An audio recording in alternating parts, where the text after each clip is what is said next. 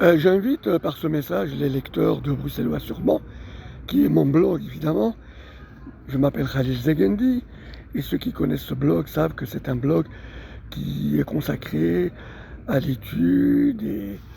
de la situation, de la participation politique des élus allochtones à Bruxelles notamment, mais pas que. Alors aujourd'hui, j'ai publié sur mon blog un article qui retrace ce que j'appelle moi le complot qui a été ourdi par trois personnages du Parti Socialiste et pas les moindres, notamment Ahmed Laouej, Boykété, Philippe de Saint-Josse et Togerov, qui est un cadre du Parti Socialiste, ancien collaborateur de Di Rupo quand il était Premier ministre. Donc je retrace un peu le cheminement de ce complot et donc je n'en dirai pas plus pour laisser le lecteur découvrir évidemment ce que je raconte sur ce blog et qui est révélateur d'un certain nombre de dérapages et d'un certain nombre d'immaturité dans le chef des élus allochtones du Parti Socialiste. Ça, c'est par rapport à cet article-là, donc je vous invite à aller le voir sur Bruxellois sûrement. Mais au-delà de cet article-là, ce qui m'intéresse moi, c'est surtout d'étaler au grand jour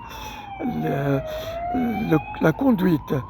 et l'attitude des grands dirigeants du Parti Socialiste, comme le défunt Philippe Moreau, comme Charles Piquet, comme Loreton Koellings et d'autres, leur attitude et leur comportement vis-à-vis non seulement de l'électorat issu de l'immigration marocaine, musulmane, mais surtout leur attitude par rapport à tous ces candidats qui affluent de plus en plus, surtout pour adhérer au Parti Socialiste, et tous les dérapages qui ont été enregistrés sur mon blog aussi, à maintes reprises depuis pratiquement maintenant 20 ans, tous les dérapages commis par ces nouveaux élus et qui n'ont pas été ni l'objet d'alerte ou l'objet de remise en question, encore moins de sanctions de la part des dirigeants socialistes et qui sont des dérapages graves qui touchent évidemment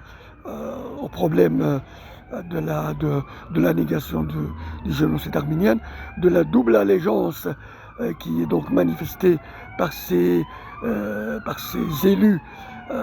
marocains, turcs et autres vis-à-vis de leur pays d'origine, du roi du Maroc, de